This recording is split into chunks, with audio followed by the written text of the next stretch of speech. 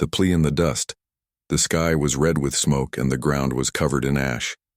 The city had once been full of light, markets, and songs, but now it was broken.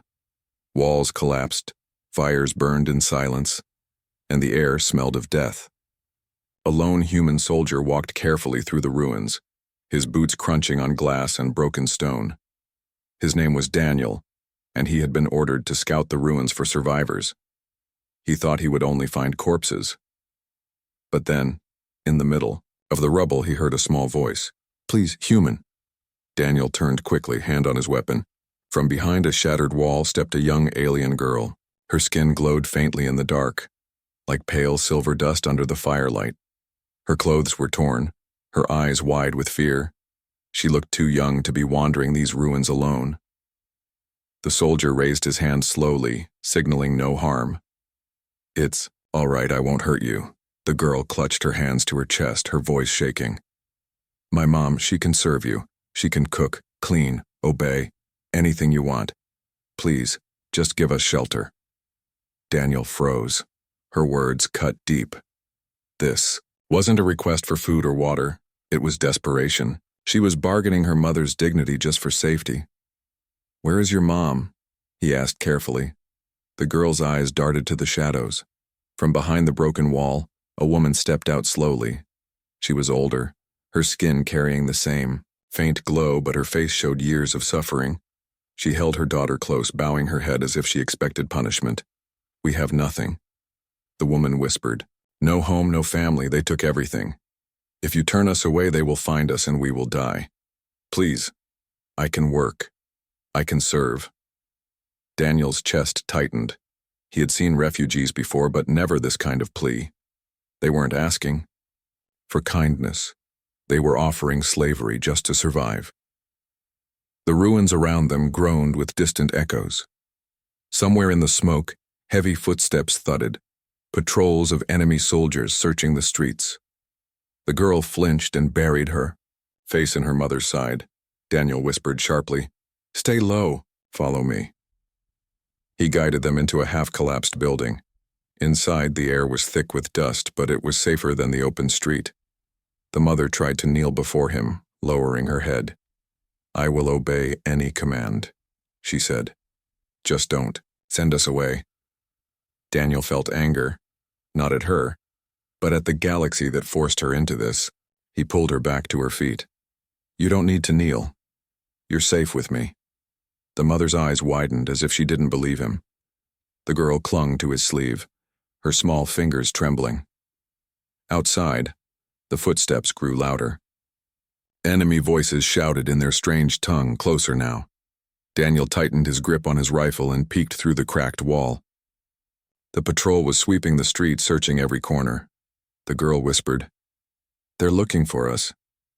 They know we ran." Daniel looked at the mother. She avoided his gaze, her jaw tight with shame. Clearly there was more to their story. Why were they being hunted? Why was the girl so sure the enemy would never stop? He motioned for silence, raising one finger to his lips. The mother nodded and held her daughter tightly. The soldiers outside paused, scanning the ruins. One of them turned his head toward their hiding place. Daniel's heart pounded. If they were caught, his mission would be over, and the two refugees would be executed. He gritted his teeth, ready to fight if needed. But after a tense moment, the patrol moved on, their voices fading into the smoke. Only then did Daniel let out a breath. The girl looked up at him with tear-streaked eyes. "You didn't give us away." "Why?" Daniel crouched to meet her gaze. "Because no one should beg to be a slave just to survive. You asked for shelter. You'll have it." The girl blinked in surprise. Her small hands trembled, but slowly, she nodded. The mother whispered, her voice breaking, "We are in your debt, human." Daniel shook his head. "No debt. Just stay quiet. Stay close. I'll get you out of here." The ruins outside were still dangerous, the smoke still thick and the enemy still near. But now Daniel wasn't scouting alone. He had two souls to protect. As they prepared to move deeper into the shadows, he couldn't shake the thought. This family carried secrets.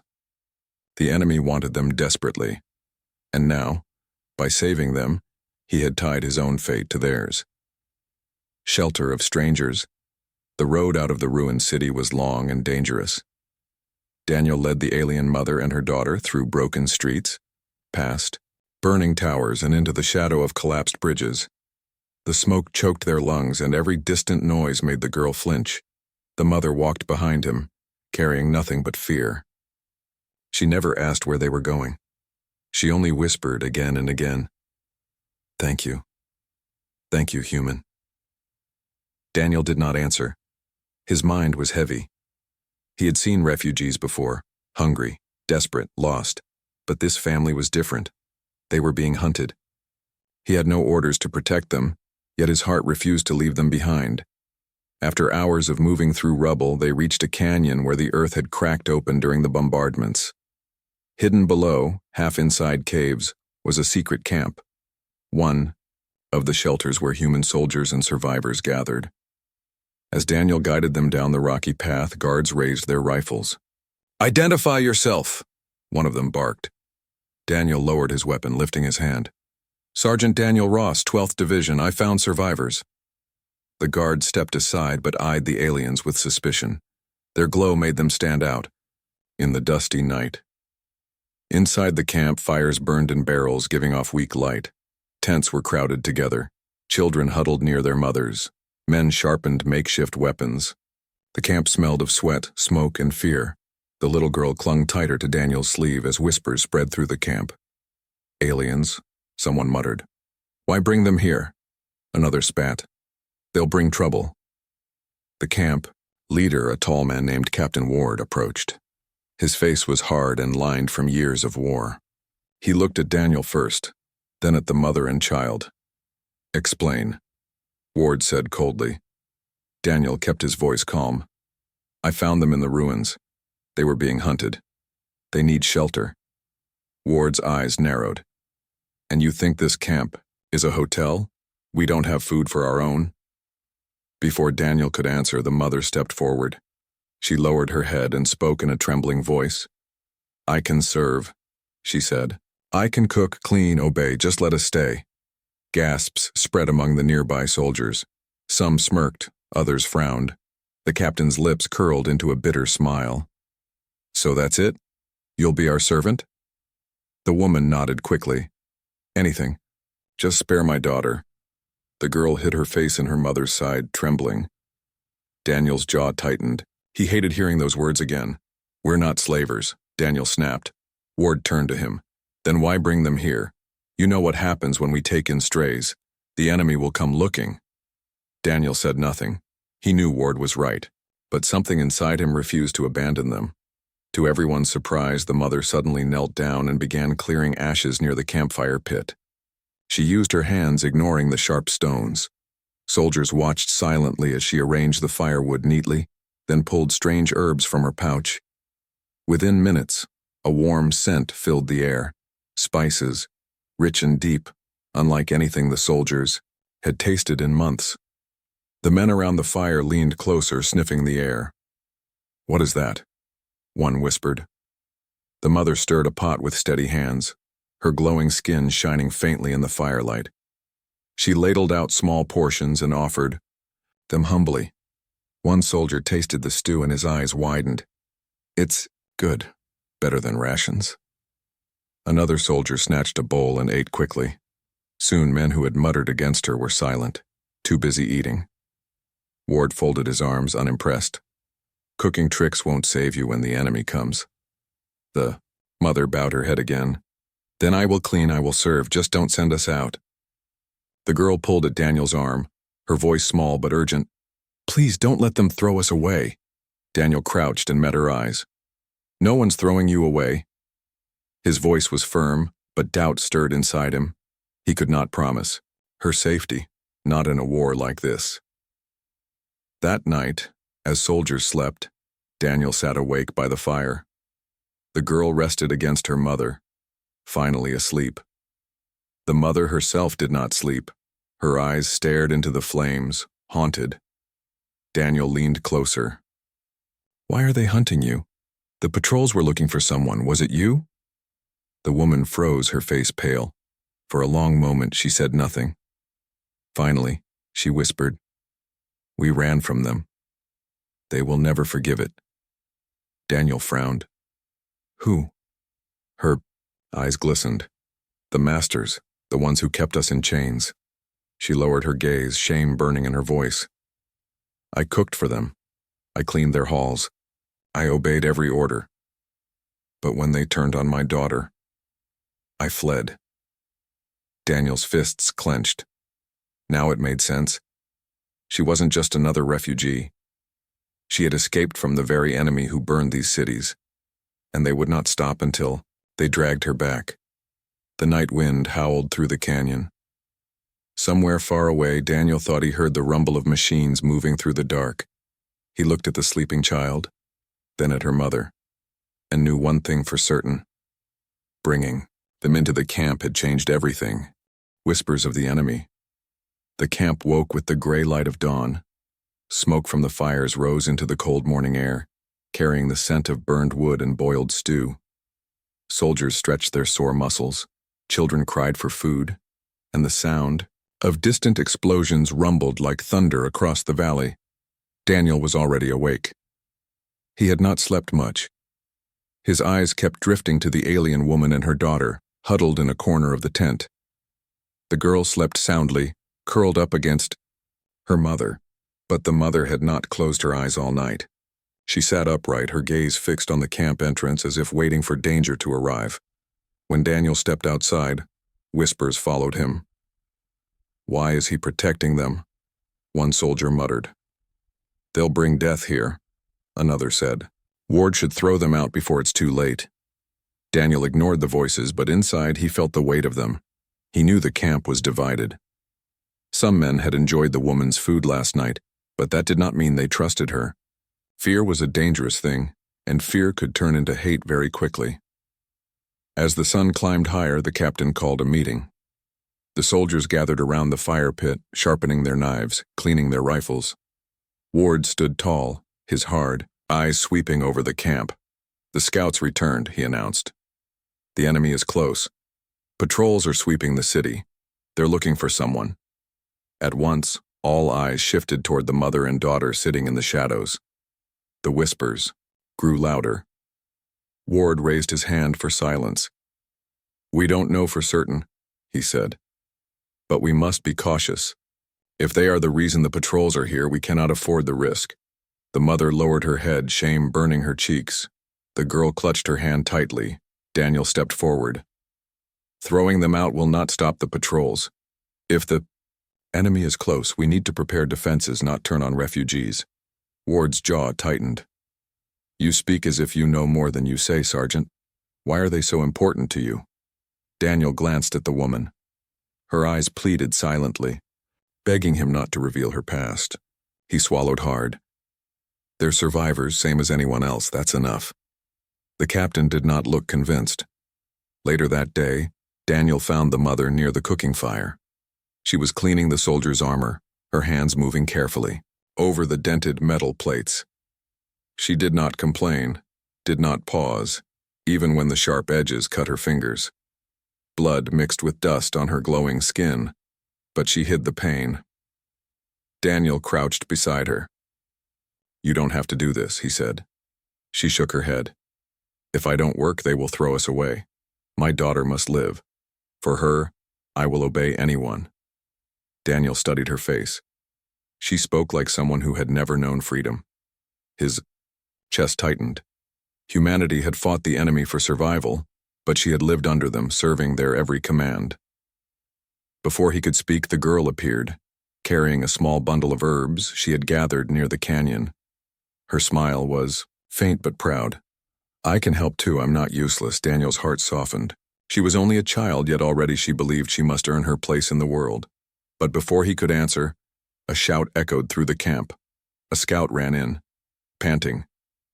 Enemy patrol, less than a mile away. Chaos erupted. Soldiers rushed. To their weapons, parents pulled children into hiding and Ward barked orders for defenses. Daniel grabbed his rifle and looked at the mother. She stood frozen, her eyes wide with terror.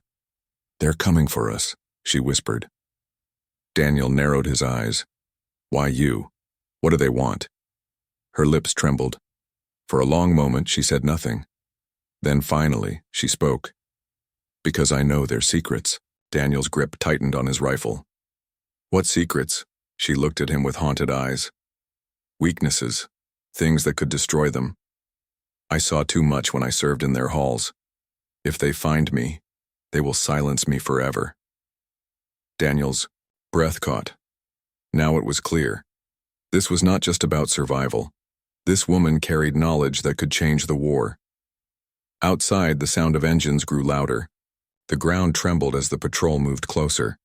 Soldiers climbed to the ridge, preparing for a fight. Ward stormed over, his voice hard. "This is because of them. I should throw them out right now." Daniel stepped in front of the mother and daughter, raising his weapon, not at Ward, but between him and them. "If you throw them out, you're giving the enemy exactly what they want. We protect them, or we lose everything."